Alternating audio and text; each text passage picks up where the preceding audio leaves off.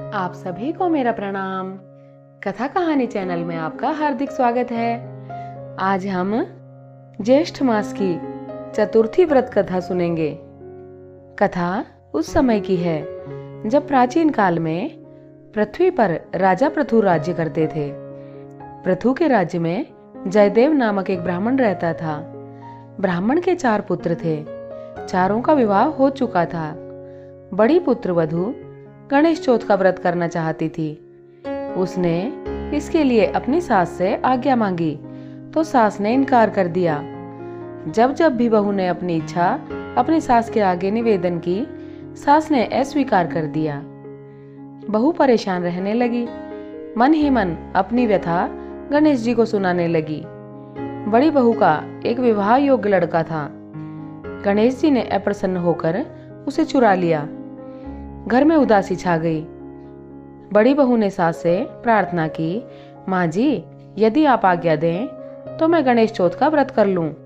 हो सकता है वे प्रसन्न होकर हम पर कृपा कर दें और मेरा बेटा मिल जाए। बुजुर्गों का पोता पोती पर स्नेह तो रहता ही है, अतः उसने आज्ञा दे दी। बहू ने गणेश जी का व्रत किया। इससे प्रसन्न होकर गणेश जी ने दुबले पतले ब्राह्मण का रूप बनाया और जयदेव के घर आ गए। सास और बड़ी बहू ने बड़ी श्रद्धा और प्रेम के साथ उन्हें भोजन कराया। गणेश जी ने तो उन पर कृपा करने के लिए ही ब्राह्मण का वेश बनाया था। उनके आशीर्वाद से बड़ी बहू का पुत्र घर लौट आया।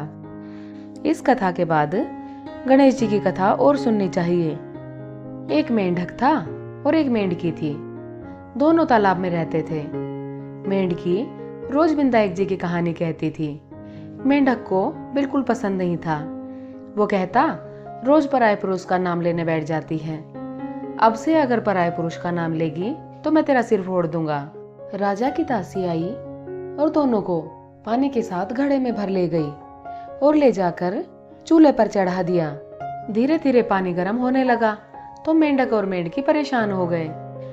मेंढक ने मेंढकी से कहा कि आज तो जान पर बना ही है, आज तो दोनों मरेंगे। एक काम कर, तू अपने विनायक जी का सुमिरन कर। अगर आज हमारी जान बच गई तो मैं भी तुम्हारे साथ विनायक जी की कहानी सुना करूंगा। मेंढकी ने बोला, सटक विनायक, सटक विनायक, सटक विनायक 7 बार बोला। थोड़ी देर में देखते हैं दूर से 2 सांड लड़ते हुए आए और घड़े को गिरा दिया। घड़ा फूटते ही दोनों तालाब में चले गए और विनायक जी का बहुत धन्यवाद किया।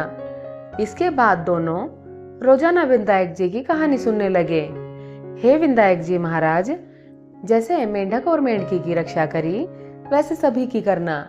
कहते सुनते हुंकारा भरते सभी की करना, अपने सारे परिवार की करना।